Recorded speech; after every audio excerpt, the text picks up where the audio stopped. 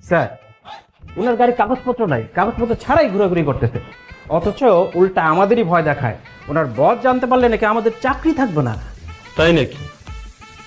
এত বড় ক্ষমতা, আমাদেরও চাকরি থাকবে না? কাগজপত্র ছাড়া গাড়ি চালায় কারা জানেন? চোর বাটপার।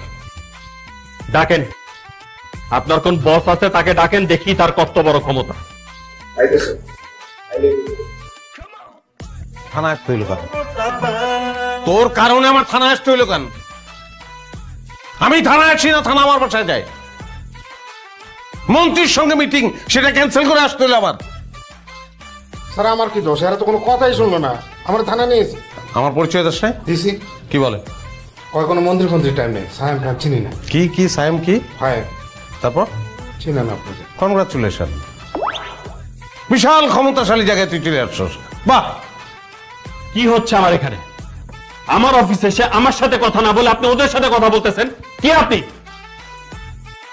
তিনি বিরাট ক্ষমতাবান, তিনি বিরাট ক্ষমতাবান। আপনার অনেক সাহস এবং আপনার সাহস অজ্ঞতা প্রসূত। আপনি আমার গাড়ি আটকাইছেন, আমার ড্রাইভারকে আটকাইছেন, কারণ আপনি আমাকে চেনেন না। সায়েম চৌধুরী, সিআইপি, আপনাদের থেকে অনেক বড় বড় হ্যাডমন অফিসারদেরকে স্যার বাম পকেটে নিয়ে ঘোরেন। মন্ত্রী সুলতান মাহমুদ, আমার চাচা, মন্ত্রী ফিরোজ আলম, আমার ফুপা, আপনাদের আইজি ডিআইজি সবাই স্যারকে সমীহ করে চলে, আর আপনি স্যারকে থানা আসতে বাধ্য করছেন। How dare you! এই কথা বলো না, এত কথা বলো কেন? বেশি কথা বলো তুমি। জি স্যার। প্রত্যেকটা সেকেন্ডের দাম আছে, সামান্য একটা গাড়ির জন্য এত সময় তো আমি দিতে পারবো না। ফালতু। স্যার মন্ত্রী বল করেছে। আগেরটা আগে, ভূমিমন্ত্রী টাইম নেই, বাদ দাও। স্যার লাঞ্চের দাওয়াত দিয়েছে। বাদ দাও। জি স্যার। ডিআইজি পারভেজকে ফোন দাও। জি স্যার।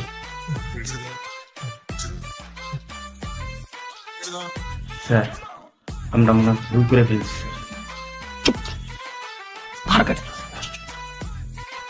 কারণে যদি আমার কোনো ক্ষতি হয় তাহলে আমার খবর আছে। আসসালামু আলাইকুম স্যার, আপনার সাথে কথা বলবেন স্যার। ওয়ালাইকুম আসসালাম। আমি সরি আপনাকে ফোন করতে বাধ্য হলাম। আমি চাই একজন ওসি সাসপেন্ড হোক, এবং সেটা রাইট নাও। না, তাকে সাসপেন্ড কেন করতে হবে সেটা শুনবেন না আপনি? শোনা দরকার নেই, আপনি বলেছেন এটা যথেষ্ট। আপনারা আছেন বলেই তো স্যার আমরা আছি। আপনার এইটুকু কাজ আমি করবো না? বলেন কোন থানার ওসি? পুরো থানার অফিসারগুলিকে আমি সাসপেন্ড করবো। স্যার সরি, আসলে একটা মিসআন্ডারস্ট্যান্ডিং হয়ে গেছে। I am extremely sorry. আচ্ছা, আমি আপনাকে পরে জানাচ্ছি। জি স্যার।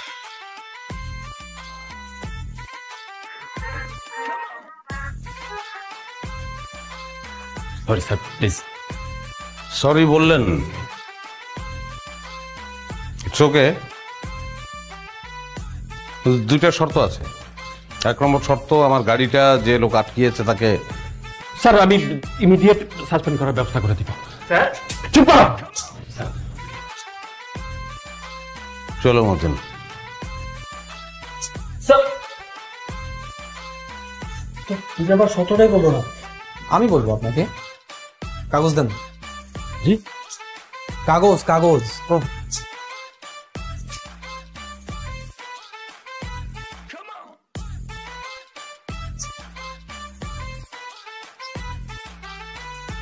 স্যারের দ্বিতীয় শর্ত হচ্ছে আপনাকে জরিমানা গুনতে হবে 10 লক্ষ টাকা।